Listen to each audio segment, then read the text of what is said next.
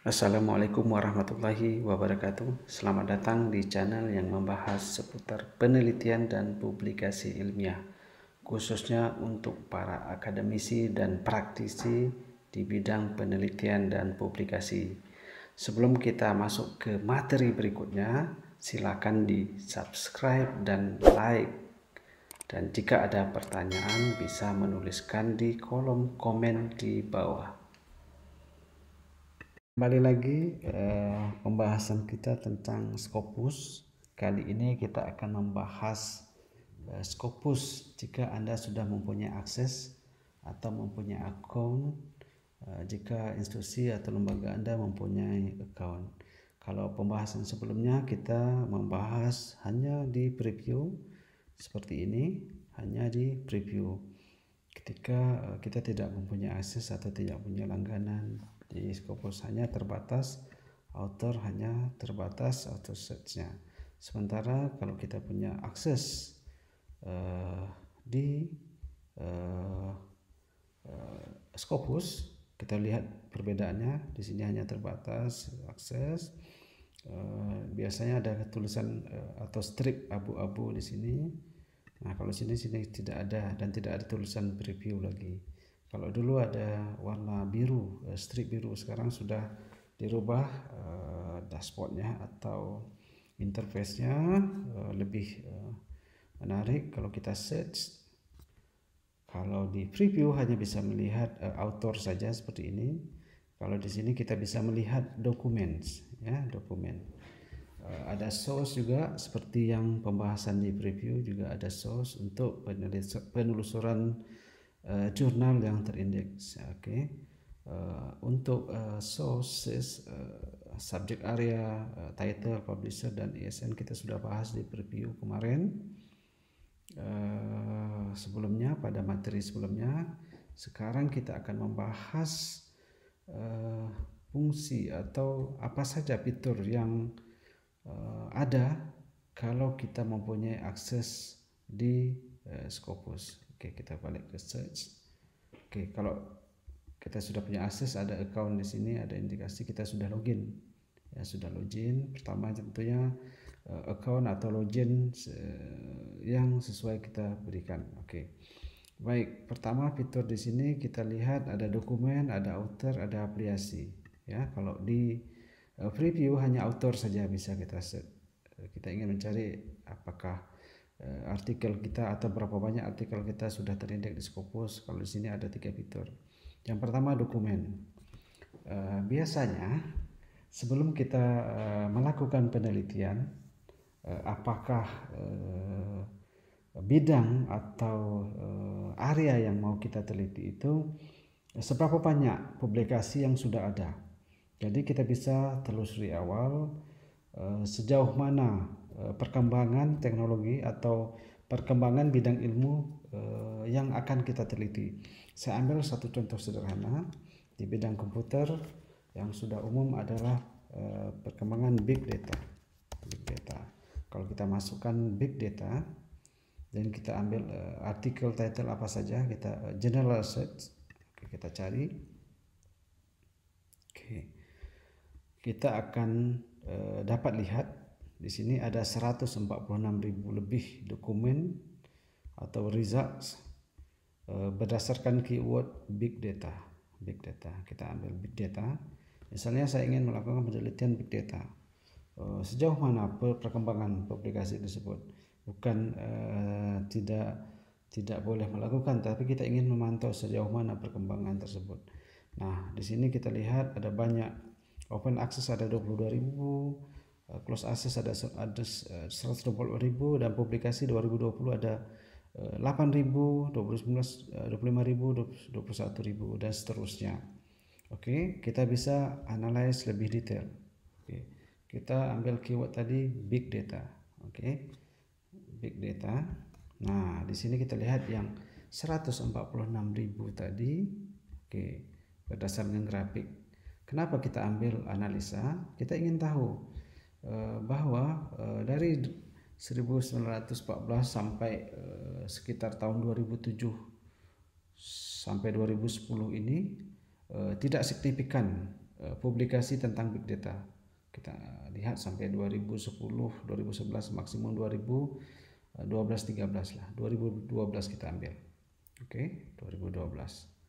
Nah, setelah 2012 sampai 2013 ini signifikan sekali sampai 2019. Artinya grafik publikasi di big data itu sangat meningkat. Artinya apa? Teknologi ini sangat tren di sini. Dan 2020 sudah walaupun masih berjalan, sekarang separuh tahun, oke.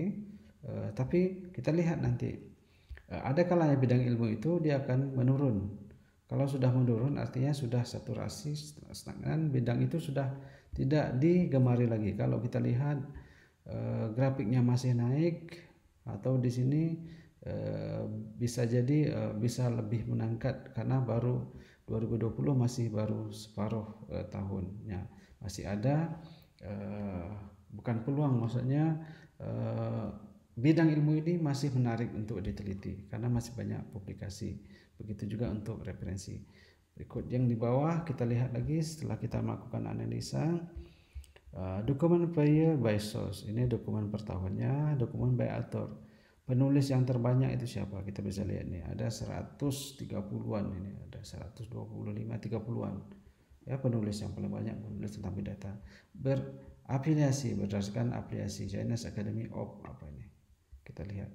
Chinese Academy of Science. Oke, ini afiliasi berdasarkan afiliasi ada 3.108 dokumen Scopus yang berkaitan dengan big data, Ministry of Education dan lain-lain. Nah, kita lihat lagi kalau kita analisa tadi big data,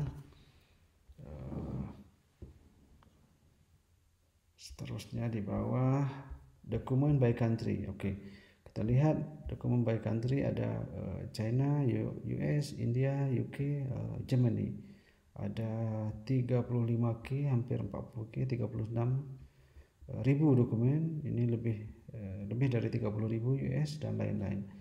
Dokumen by type, ada conference, kita lihat di sini conference, paper, ada artikel, ada book dan lain-lain. Di sini by subject area, ada computer science, engineering dan lain-lain. Oke, by sponsor. Oke, kita lihat by sponsor juga banyak. Nah, kita lihat by sponsor, Natural Science Foundation of China, Natural Science Foundation dan lain-lain. Ada 10.000 lebih dokumen salah satu sponsor ini. Jadi kalau di preview kita tidak bisa melakukan analisa seperti ini, hanya bisa melihat profil kita dan beberapa fitur. Sementara di sini kalau kita menggunakan search tadi, nah kita bisa lihat. Selanjutnya di author, seperti contoh sebelumnya saya ambil satu nama saya, oke, di belakang saya masukkan Universitas Islam Riau, oke. Nah, keluar di sini. Kalau di preview seperti sama tampilan di atas, ini author detail, nama, ORCID ID, oke, afiliasi. Oke, afiliasi kalau di preview hanya satu. Artinya apa? 2015 sampai 2020 saya berafiliasi di Universitas Islam Riau. Sebelumnya 2011 sampai 2017 di Universiti Teknologi Malaysia Johor Bahru. Artinya publikasi saya 2011 sampai 2017 tuh ada menggunakan afiliasi ini, dan 2016 ada satu afiliasi di sini. Nah, ini nama-nama. Kenapa nama ini berbeda? Penulisan itu tergantung dari jurnal format itu. Nama saya ada Efizal Abdul Qadir. Ada jurnal tersebut menggunakan EA ini, Efizal Abdul Qadir lengkap, ada Qadir EA. Setiap jurnal biasanya berbeda, ada kalanya sama, ada kalanya berbeda spelling. Di sini summary. Kalau di preview kita tidak bisa melihat. Di sini bidang sama, di preview kita bisa lihat juga bidang area, subjek area atau bidang interest berdasarkan publikasi kita. Seterusnya dokumen by author sama, citasi sama, hak indeks sama, grafik ini sama. Yang membedakannya di sini, kalau di preview kita hanya bisa lihat maksimum sampai 10. Ya, apa yang tertera di situ sudah cukup. Kita bisa melihat sampai di situ saja. Kalau di sini semua artikel kita bisa lihat. 56-nya kita bisa lihat. 56 kita bisa lihat. Oke. Kita bisa sort sampai 100, 200 dan gitu ya. Semuanya kita bisa lihat. Dan kita bisa lihat juga yang mensitasi itu ada 171. Oke. Paper atau artikel yang mensitasi kita bisa lihat. Kalau di preview kita tidak bisa lihat ya. 67 co-author. Oke, 67 co-author ini ya. Artinya apa? Di publikasi 56 dokumen ini ada 67 co-author dan topik ya. Topiknya di sini kita lihat author documents dan lain-lain. Nah, ini saja yang membedakan preview account dengan yang bisa diakses. Lebih detail kita bisa menganalisa lebih detail. Termasuk kalau di preview kita tidak bisa mengedit tadi, edit profile. Mungkin satu kita akan mengedit nama kita. Terus ada kalanya Anda mungkin berpindah institusi, kita bisa edit. Ya, kita bisa edit, penambahan kurang, atau di 56 ini ada artikel yang bukan saya punya, saya bisa keluarkan ya. Seperti di Google Scholar, kita bisa edit dokumen kita dan edit afiliasi. Edit afiliasi, kita balik aja. Jika oke, kita balik lagi seperti ini, kita melakukan bisa edit auto profile. Mungkin kita pindah dari institusi ke institusi baru ya. Tentu kita ingin mengupdate aplikasi kita ke institusi baru. Ini ORCID ID untuk link. Kalau yang belum punya, kita harus connect juga ke ORCID ID. Beberapa jurnal mereka beraplikasi ORCID. Set citation alert, kita ingin alert kalau citasi kita ada 100, 200 ada alert. Set dokumen alert, jika ada dokumen baru masuk dia akan alert ke email kita. Jika ada citasi masuk, kita mendapatkan email notifikasi. Ini tujuan untuk alert saja, untuk pemberitahuan saja. Ada fitur save author list dan lain-lain. Ini untuk menu author ya, sama seperti preview tapi ini lebih detail lagi. Dan satu lagi menu afiliasi. Nah, afiliasi ini mungkin agak sedikit panjang pembahasannya. Nanti kita akan masuk pada materi yang lain, sesi yang lain untuk pembahasan afiliasi. Bagaimana jika kita punya akses di Scopus, kita bisa melakukan afiliasi yang sangat detail ya, yang sangat detail. Dan source sudah cukup, mungkin sudah cukup kita pembahasan di preview. Intinya sama, bagaimana kita bisa mengecek lebih detail apakah jurnal tersebut masih masuk di database Scopus atau sudah discontinued. Itu penting sekali, bisa merujuk ke materi sebelumnya untuk Scopus preview.